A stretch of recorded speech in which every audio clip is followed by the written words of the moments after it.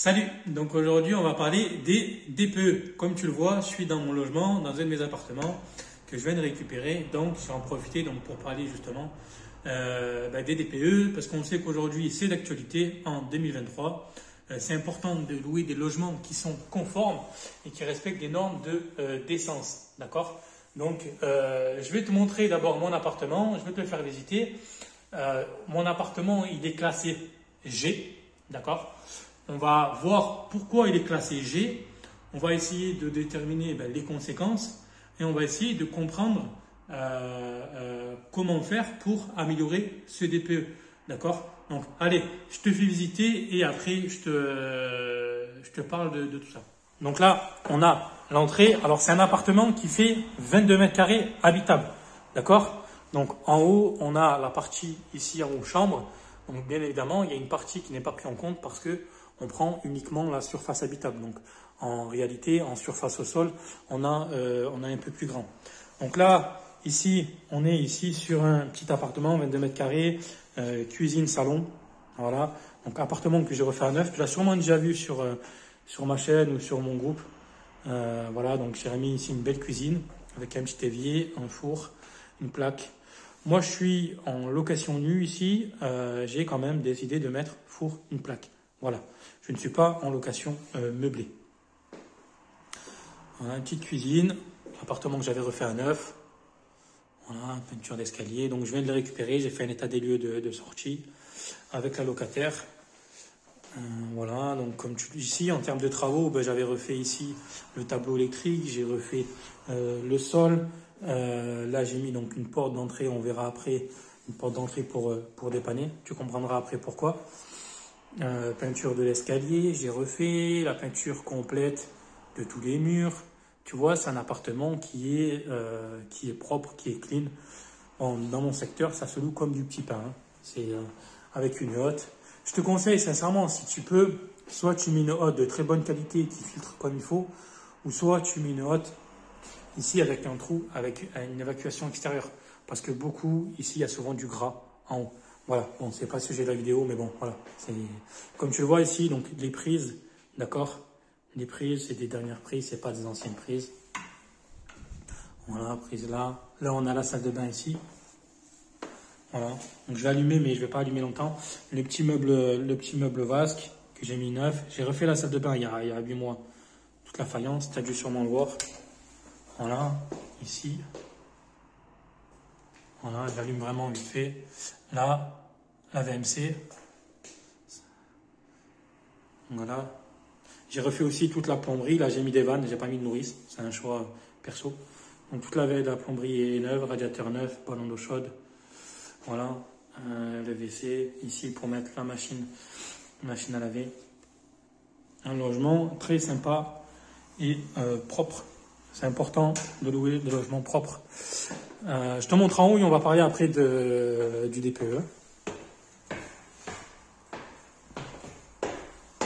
Voilà, ça c'est la chambre. Le locataire, il peut largement mettre ici son lit. Il peut me mettre un petit bureau ici s'il veut pour travailler. Il y a largement la place. Ici, on est à côté en centre-ville, donc ça se loue comme du petit pain. Voilà. Voilà. Voilà, bon, je l'ai refait aussi, hein. J'ai changé le sol complet, j'ai mis un radiateur. Là, j'ai mis ici un brise-vue. Enfin, un brise-vue, comment on appelle ça? Bref, tu m'as compris. Pour fermer pour pas qu'il y ait la lumière qui rentre. Voilà, ça aussi, c'est récent. Alors, on va parler du DPE. Donc, ici, il y a un constat quand j'ai acheté le logement. Ce que j'ai regardé ici, isolation, d'accord? Isolation, là, c'est pas isolé, mais c'est pas grave, ça donne sur un mur qui est chauffé, d'accord? Donc en termes des diags, c'est pas pris en compte, parce que c'est pas un mur qui donne sur l'extérieur. Ici, mur isolé, d'accord? C'était déjà isolé quand j'ai acheté. Voilà. Là, ici, moi j'ai réisolé. Et quand j'ai tout cassé en fait, j'ai enlevé quasiment tout, c'était tout moisi. Donc j'ai tout cassé là et là, et j'ai réisolé ici. Là, c'est isolation d'origine. Ici, isolation d'origine. Et en haut, isolation d'origine. D'accord? Comme tu le vois ici, chauffe-eau, il n'est pas vieux. Un radiateur, c'est pas vieux. Tu vas comprendre après pourquoi, je t'explique. La porte d'entrée, je le vois qu'on n'est pas non plus sur une porte d'entrée, voilà, on est sur du premier prix. D'accord? Radiateur, c'est pareil, on est sur du. Ah, c'est pas dire que c'est du premier prix, mais c'est pas de la top qualité. Voilà. Mais pourtant, il est changé. Tu vas comprendre après. Donc voilà, la toiture elle est isolée aussi, d'accord? Toiture isolée aussi, d'accord? Voilà, donc en termes ici d'appartement, appartement en bon état, mur extérieur isolé. Ici, ventilation, c'est une ventilation hygro, c'est-à-dire elle se gère tout seule en fonction du taux d'humidité. Je peux ici régler le taux d'humidité que je veux. Je défais et je peux faire, il y a une molette que je règle. Donc c'est pas mal, d'accord? Et pourtant, mon logement, il est classé G. Je vais te montrer. J'avais fait un post sur le groupe. Allez, je vais t'expliquer maintenant pourquoi il est classé G. Alors, pourquoi mon logement il est classé G? Donc déjà, tu sais qu'à partir du 1er janvier 2023, pour les nouveaux contrats de location, les logements ne sont plus décents, donc ils sont interdits à la location pour les logements qui consomment plus de 450 kWh par mètre carré et par an, ou égal, d'accord, il faut que ça consomme moins que 450 kWh par mètre carré et par an pour les classes G, d'accord. Et je parle en énergie finale. Il ne faut pas prendre la page 1 et regarder G et voir c'est marqué énergie primaire. Ce n'est pas cette valeur qu'il faut prendre. Il faut prendre l'énergie finale. Pour les nouveaux DPE, l'énergie finale est indiquée sur la première page, d'accord. Maintenant, pour les anciens DPE, il faut calculer. C'est très simple. Tu vas à la page 3 de ton DPE, je te mets une photo, et tu divises par la surface, d'accord, et tu obtiens l'énergie finale. Voilà. Et si c'est inférieur à 450 kWh par mètre carré par an, ton logement est décent jusqu'en fin 2024, d'accord, parce qu'après les règles changent, d'accord. Donc moi, mon logement, il est conforme, il est classé G, mais en énergie finale, on est en dessous de 450 kWh par mètre carré et par an. Donc il est en compte conforme 2 ans, d'accord. Donc maintenant, pourquoi il est classé G? Alors, comme tu l'as vu, mes murs sont isolés. Par contre, il y a un problème. Les murs sont isolés, j'ai uniquement 5 cm d'isolant. Parce qu'à l'époque, voilà, c'était comme ça. C'était pas aujourd'hui, c'était pas aussi. Voilà, on n'en parlait pas d'isolation à l'époque. À l'époque, des appartements, c'était même pas isolé. Ils mettaient 5 cm, après ils ont mis 6, après ils ont mis 7. Et aujourd'hui, eh ben, j'ai 5 cm d'isolant. Les normes d'aujourd'hui font que mon logement, ben forcément, il n'est plus aux normes d'aujourd'hui. Donc c'est pour ça que les DPE, j'ai du G. Quand tu refais un appartement à neuf, je dis bien quand tu refais à neuf, 5 cm ça ne suffit pas. Il faut 10 cm, d'accord. Moi, c'est un isolant qui est de base, d'origine, donc j'ai laissé comme ça, d'accord. Voilà, donc il y a 5 cm, il faut minimum 10 cm. Il y a quoi? Tu as vu la porte d'entrée, on est sur une porte d'entrée premier prix, d'accord. Et d'ailleurs, pour voir le coefficient de résistance thermique, c'est la valeur UG, d'accord. Pour l'isolant, ce n'est pas uniquement l'épaisseur qui compte, c'est aussi la résistance thermique R. C'est des valeurs qu'il faut aussi vérifier quand tu achètes un isolant, d'accord. Après, donc isolation, très important, porte d'entrée, très important. Chauffage, c'est pareil. Ici, on est sur un chauffage électrique. Donc, certes, on n'est pas sur du premier prix. Maintenant, on est sur du panneau rayonnant. C'est pas le top, d'accord. Il faudrait mettre du inertie, d'accord. Et encore, tu vas comprendre que même les radiateurs aujourd'hui, si tu veux vraiment être sur une lettre je dirais, je crois que c'est B ou C, pour être tranquille pendant des années, les radiateurs, ça suffira pas. Enfin, à mon sens, sur des petits logements, ça suffira pas. Voilà. Donc, point important, isolation, chauffage, porte d'entrée, et c'est pas uniquement, c'est pas parce qu'il y a de l'isolant que ça suffit. Quelle surface d'isolant, quelle résistance thermique. Pareil pour la fenêtre. Quelle fenêtre, c'est du loup-vitrage, ok. Quelle résistance thermique. radiateur, ok, quel type de radiateur. Et ça joue. Et moi aujourd'hui, forcément la porte d'entrée, mon locataire quand il s'est barré il y a 2 ans, il m'a défoncé la porte d'entrée, j'ai mis le premier prix, d'accord? Mais je vais la changer la porte d'entrée. Pareil pour les murs, je vais isoler, je vais redoubler, d'accord? Donc je ne sais pas encore si je refais une isolation extérieure par l'extérieur, mais c'est prévu, tu vois. Chauffage, pareil. Chauffage, tu vas voir, je vais changer. Après, il y a aussi la ventilation, très important. D'accord? Moi aussi, on est sur une ventilation hygro, mais c'est pas ce qu'il y a de plus performant aujourd'hui. Aujourd'hui, mon logement, il est en bon état, il est conforme, mais c'est pas ce qu'il y a de plus performant. D'accord? Donc voilà, tu as aussi le chauffe-eau. Chauffe-eau aussi, c'est important. Tu regardes, tu as des étoiles dessus, et en fonction du nombre d'étoiles, c'est ce qui dit que voilà, ton chauffe-eau, il est économe ou pas en énergie. D'accord? C'est ça aussi, il faut bien comprendre. C'est pareil, le plafond, pour les combles, il faut à minima 30 cm d'isolant. Aujourd'hui, j'ai acheté un immeuble qui est ancien. Forcément, certes, il est isolé, mais c'est avec des isolants à l'ancienne. Donc forcément, qui ne respecte plus les normes d'aujourd'hui, forcément qu'il est classé G, que j'ai pas une bonne note. Mais est-ce que ça fait de mon logement un mauvais logement? Non. Là, bien sûr, si j'avais un logement qui n'était pas du tout isolé, que j'avais pas des fenêtres double vitrage, que j'avais des radiateurs pourris, que c'était pas isolé en haut, je t'aurais dit ok, là c'est abusé. Mais mon logement, il est en très bon état. Quand tu vois le parc aujourd'hui immobilier, perso, mes logements, ils sont en bon état. Mais par contre, ils sont plus des normes d'aujourd'hui. C'est tout, c'est comme ça. Voilà. Donc maintenant, comment améliorer la note? Alors ça, c'est un point important. Donc, comme je te l'ai déjà dit, pour moi, les plus gros points très importants, c'est l'isolation, le chauffage, la ventilation. C'est vraiment les 3 points importants qui vont jouer sur ta note. D'accord? Et surtout, bien sûr, il faut que ça soit performant. D'accord? Isolation, comme j'ai dit, 10 cm d'isolant minimum. Voilà, et vérifier sa résistance thermique. Chauffage, aujourd'hui, ce que je te conseille de mettre si tu rénoves un logement, c'est de mettre une pompe à chaleur. Pourquoi? En fait, il faut comprendre qu'aujourd'hui, le gouvernement, l'État, on sait avec tout ce qui augmente, il veut que les logements produisent plus qu'ils ne consomment. D'accord? Ça veut dire quoi? Ça veut dire qu'un radiateur aujourd'hui, il consomme plus qu'il produit à faire de courant. Et ça, c'est un vrai problème.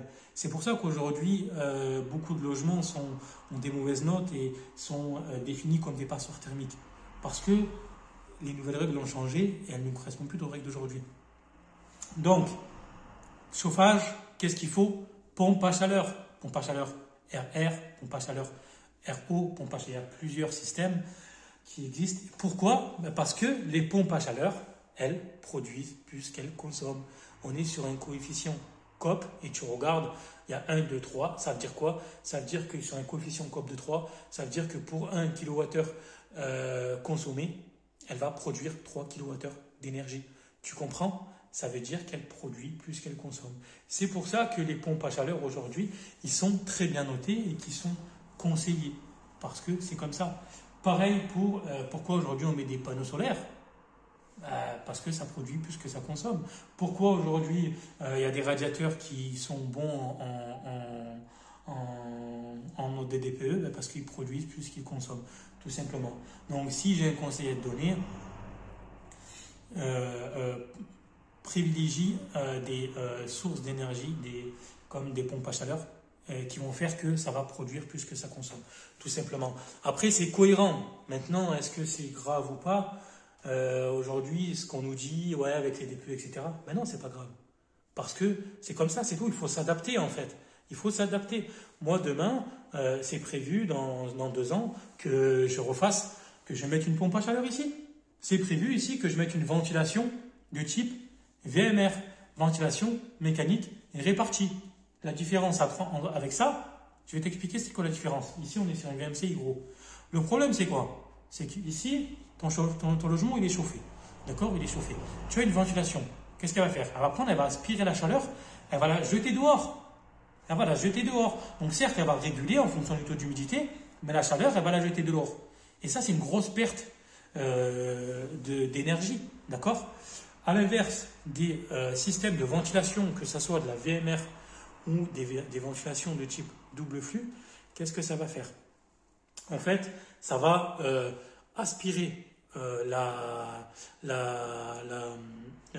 l'humidité, toute la chaleur, ça va l'extraire à l'extérieur. Mais par contre, qu'est-ce que ça va faire? Ça va récupérer l'énergie calorifique. En fait, quand ça va aspirer ici l'air de l'appartement pour la mettre à l'extérieur, il y a une grille qui va récupérer l'énergie calorifique. Et après, avec ce système de double flux, ça va, d'un côté, ça va aspirer pour récupérer l'énergie calorifique, et de l'autre côté, ça va ressouffler l'air, en fait, dans l'appartement. Et ce qui va faire que, du coup, les calories qui ont été aspirées vont être stockées dans un petit radiateur vont être ressoufflées dans l'appartement. Et du coup, il n'y aura pas de perte d'énergie. Et c'est pour ça que les systèmes de ventilation double flux et ventilation mécanique répartie ont un rendement qui sont intéressants parce qu'elles ne vont pas prendre l'air et la rejeter dehors, et du coup c'est une perte de chaleur. Elles vont l'aspirer, récupérer, stocker l'énergie dans un petit radiateur et ressouffler l'air à l'intérieur. Donc c'est ça qu'il faut aujourd'hui privilégier. Et ce qui est avantage avec ce type avec les VMR, c'est que c'est un peu comme, tu le vois là, c'est un gros bloc, tu fais un trou sur des petits logements, tu mets ce bloc là, alors bien sûr il en faudra deux, d'accord, bon il en faudra en fonction du nombre de logements, de la surface du logement, mais sur des petites surfaces il en faut deux. Il en faut une d'un côté et une autre de l'autre. Et du coup, quand ça va souffler, ça va aspirer, l'autre va aspirer. Et quand l'autre va aspirer, l'autre va souffler. Et du coup, tu vas avoir une régulation comme ça de l'air dans l'appartement. Et ce qui va faire aussi que ton logement aussi va être sain, même aussi au niveau de l'air, d'accord? Parce qu'il n'y a pas que aussi le gain d'énergie et de chaleur.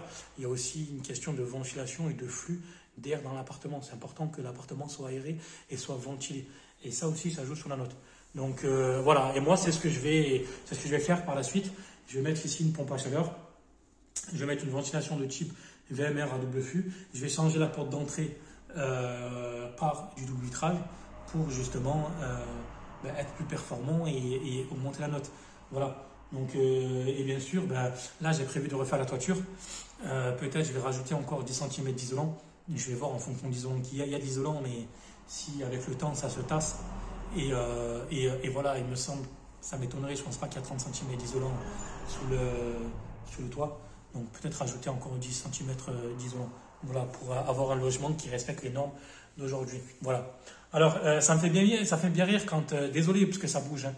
Ça me fait bien rire. Donc, il y en a un sur le groupe Investir dans un immeuble de rapport. Il m'a dit t'as qu'à louer des bons logements. En gros, ton logement, c'est de la merde. Mais mon coco, des immeubles comme ça, il y en a des milliers. D'accord. Et regarde, mon logement est désolé, il est en bon état. Et pourtant, il est classé G. Parce que c'est comme ça. Et il y a aussi un point aussi qu'il faut savoir aussi, c'est que lui, c'est qu'il y a aussi une question des gestions de ses flux de trésorerie. Ça veut dire quoi? Ça veut dire qu'aujourd'hui, mon logement, il est conforme. À quoi ça sert que je refasse des travaux? D'accord? En 3 ans, il ne le sera plus. À quoi ça sert que je dépense aujourd'hui des travaux? Tu vas me dire, oui, mais pour être mieux, pour ci, pour là. Il y a une question de gestion de flux de trésorerie. D'accord? Ça veut dire quoi? Ça veut dire que je préserve mon cash aujourd'hui pour mes autres appartements. Parce que quand tu as plusieurs appartements, aujourd'hui j'ai plus de 10 appartements, et je préfère gérer les priorités. D'accord? Aujourd'hui cet appartement il est conforme, donc pour moi ce n'est pas une priorité. Voilà. Je te prends un exemple très simple et tu vas comprendre pourquoi c'est important de savoir gérer ses flux de trésorerie. Tu achètes un immeuble comme ça, qui est en très bon état. Sur mon immeuble ici sur les 4 appartements, si je prends un calcul qui est simple, je me dis, bon ok, pour être en C, en B ou en C, j'ai à peu près pour 40 000 euros de travaux. D'accord? C'est-à-dire 4 pompes à chaleur, 4 portes d'entrée, isolation des murs extérieurs, isolation des combles, ventilation mécanique répartie. J'en ai pour à peu près 40 000 euros. D'accord? Je te fais un calcul simple. D'accord? Mais aujourd'hui, ces travaux-là ne sont pas nécessaires parce que mon logement est décent. C'est à faire dans 3 ans. C'est comme ça, mais aujourd'hui, ce n'est pas obligatoire. Donc, qu'est-ce que je fais? Je te prends un exemple simple.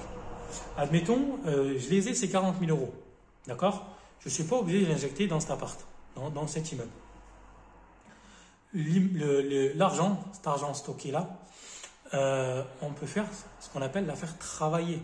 D'accord, cet argent.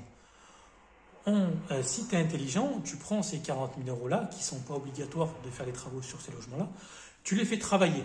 Tu les fais travailler à hauteur de 11% de rendement par an. D'accord?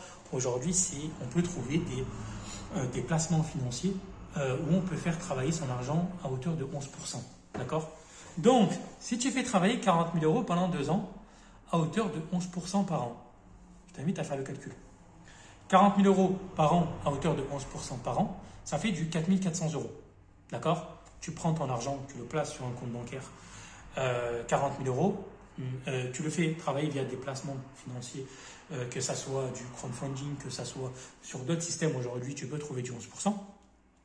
En fin d'année, cet argent-là, tes 40 000 euros placés, tu les as fait travailler, tu as récupéré 4 400 euros en plus. Tu les fais travailler pendant 2 ans. 4 400 fois 2, ça fait du 8 800 euros. Donc, au lieu d'avoir dépensé 40 000 euros maintenant sur des travaux alors qu'il n'y avait pas besoin parce que tes logements respectent des règles de décence, tu as placé tes 40 000 euros pendant 2 ans sur un support à 11%, tu as pris 8 800 euros supplémentaires. Donc, en termes d'investissement, tu as été intelligent, tu t'es dit, ok, finalement, dans 3 ans, quand tu vas refaire tes travaux, tu auras gagné 10 000 euros supplémentaires. D'accord? Donc, du coup, tes 40 000 euros de travaux, ben, indirectement, ne t'auront pas coûté 40 et t'auront coûté 30. Et là, tu es intelligent parce qu'au lieu de sortir 40 000 euros maintenant, alors qu'il n'y avait pas besoin, tu les sortiras dans 3 ans avec un rendement de 11%, un revenu supplémentaire de 8 800 euros. Tu comprends que c'est important et que faut arrêter d'écouter tout ce qu'on te dit et de faire en fonction de sa propre stratégie et en fonction de ses investissements. Et c'est pareil aussi, il y a une question aussi de pouvoir. Parce que, tu vois, moi, cet immeuble-là, j'ai pas pu acheter l'immeuble avec des travaux. Parce que la banque m'a dit que, ben voilà, je ne peux pas acheter l'immeuble plus les travaux. Donc, j'ai acheté l'immeuble et à chaque fois que je reçois de l'excédent de trésorerie, je fais les travaux avec. Donc, tu vois, il y a une question de théorie, mais une question de pratique. La théorie fait que, bien sûr, tu achètes un immeuble, tu fais tous les travaux neufs et ça y est, tu es tranquille. Et la pratique fait que tu es bloqué et que tu peux acheter que l'immeuble et petit à petit, tu fais des travaux. Voilà, ben moi, c'est mon cas. Aujourd'hui, les travaux, je les fais avec mes trésoreries personnelles. Donc, tu vois, il faut bien, quand on te dit des choses, il faut réfléchir en fonction de sa stratégie personnelle. D'accord? Moi, je te donne aujourd'hui des conseils, mais encore une fois, il faut que tu les vois, tu les attaques en fonction de ta stratégie. D'accord? Donc voilà, tu vois, je voulais te faire aussi un peu le ratio. Voilà. Alors après, bien sûr, si tu rénoves un logement à neuf, que ton truc il est pourri, va pas t'amuser à mettre des radiateurs, des anciens radiateurs, va pas t'amuser à mettre 5 cm d'isolant. D'accord? Mets tout de suite 10 cm d'isolant, mets tout de suite une pompe à chaleur, mets tout de suite une ventilation mécanique répartie pour être sur de bonnes bases.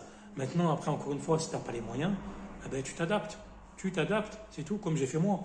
Aujourd'hui, j'ai pas envie de mettre 40 000 euros sur mon immeuble, j'ai une toiture à faire en premier, je fais la toiture. Voilà, je fais essentiellement aussi travailler l'argent sur des éléments qui sont beaucoup plus importants parce que j'ai d'autres logements aussi à rénover. Et voilà, et je m'adapte. Aujourd'hui, mon logement il est conforme, je ne suis pas stressé. Et l'année prochaine, je mettrai une pompe à chaleur et je ferai des travaux petit à petit. Et voilà, tranquille, à la cool, on ne se prend pas la tête.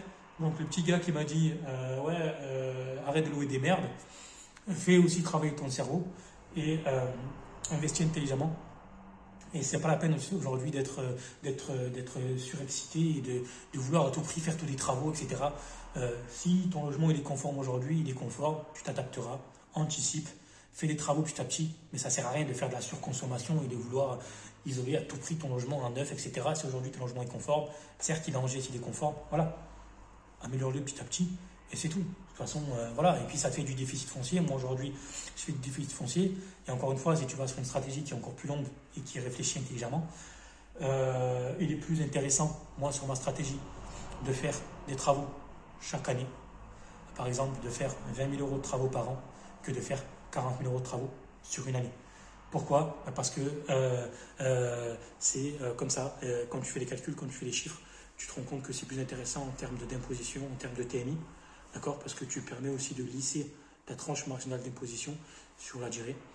Et voilà, je préfère par exemple payer 3 000 euros d'impôts pendant 5 ans que payer 0 impôt pendant 2 ans et me retrouver à payer d'impôt 7 000 euros d'impôt pendant 2 ans. Bref, tout est une question de stratégie. Et tout ça, il faut être sur le terrain pour le comprendre et il faut comprendre aussi les chiffres. Et en tout cas, voilà. Moi, c'est comme ça que je réfléchis. Et c'est jamais tout noir ou tout blanc l'investissement. Ça dépend de plein de paramètres. Et voilà. En tout cas, j'espère que ces conseils te seront utiles. Et je te donnerai aussi, de toute façon, encore une fois, voilà, 2-3 conseils, des tips, etc. Mais voilà, j'espère que tes investissements se portent bien. Et on va reprendre les vidéos, d'accord? Comme tu l'as vu, j'ai mon appartement, j'ai ma maison que je divise en deux, que je dois aller rénover. Je te filmerai tout ça. Et on y va dans le terrain, mais en tout cas, il ne faut pas stresser. Ah oui, tiens, c'est pas fini. Je vais te donner encore 2-3 trucs. C'est pas fini, écoute bien. Aujourd'hui, les diagnostics, ils sont souvent, ils peuvent être faussés. Faussé, ça veut dire quoi? Demain, tu fais venir un diagnostiqueur, il va te faire un jag. Il est possible que ton jag ne correspond pas à la réalité sur le terrain. Souvent, quand tu vas faire venir, je te conseille, c'est que tu fais venir ton diagnostiqueur, tu demandes quels sont les éléments qu'il faut. Il va te dire, il te faut la date d'année de construction, il te faut les factures, il te faut des preuves en fait que, par exemple, ça fait des travaux, il te faut la facture de l'isolant, il te faut la résistance thermique, que ce soit fenêtre, isolation, il te faut le type de ventilation, il te faut la facture, parce qu'il va regarder si c'est une ventilation simple flux, double flux, hygroréglable, VMR, parce que tout ça va influer sur la note de ton DPE. Donc c'est important qu'il faut des justificatifs, d'accord?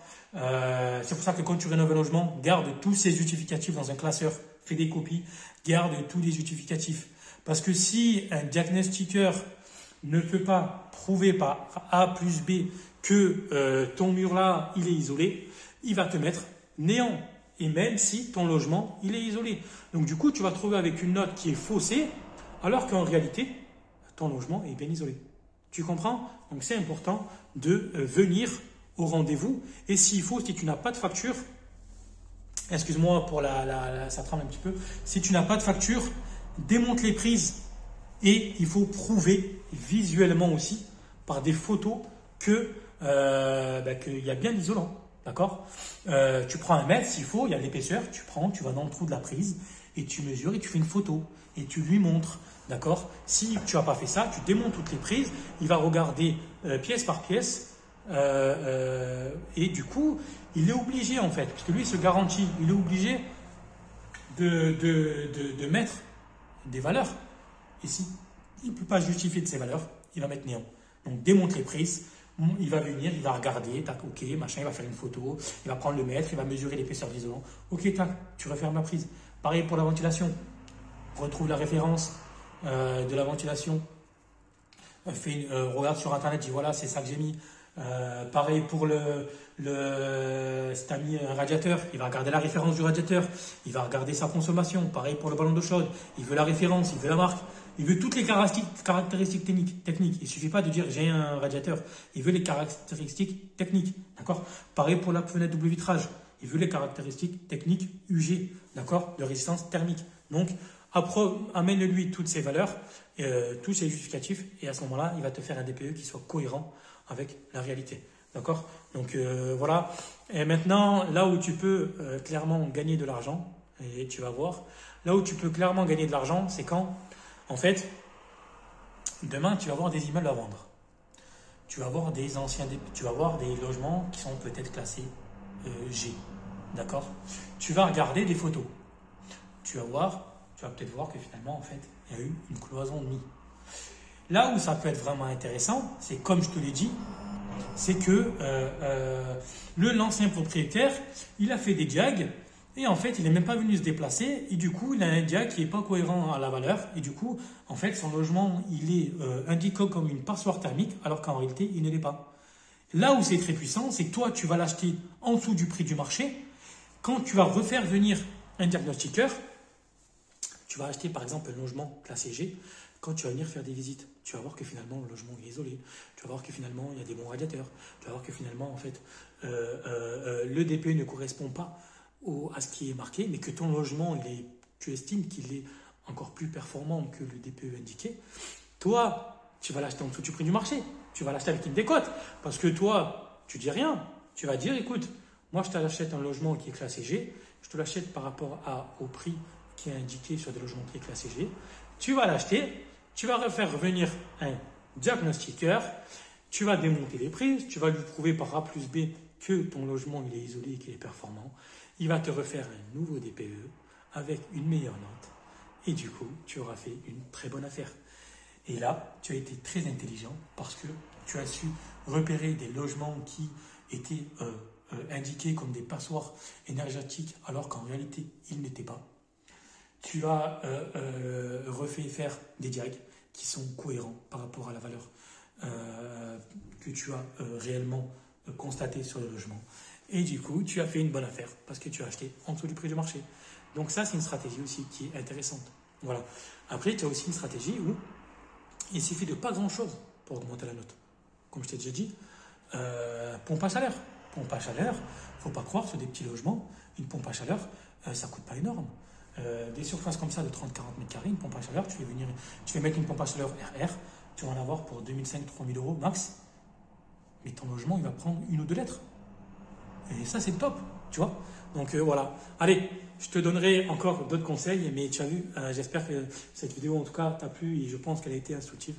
Et je te dis à plus, si jamais tu veux, j'ai un groupe Facebook qui s'appelle Investir dans un immeuble de rapport, un groupe Facebook qui s'appelle Immeuble à la vente, tu peux rechercher et déposer des immeubles. Et le dernier groupe, c'est pour se former, mon ami. Se former à moindre coût, ça s'appelle livre gratuit, immobilier, bourse et crypto-monnaie. Donc si tu veux, si tu as des livres à déposer, tu peux les déposer. Et si tu as des livres à récupérer, il y a des gens qui donnent des livres gratuitement. Tu peux te former à moindre coût voilà, grâce à des livres. Allez. Concernant cette vidéo, en aucun cas, tu dois t'en servir à titre personnel. Ça veut dire quoi? Ça veut dire que cette vidéo, en fait, ça reste une généralité.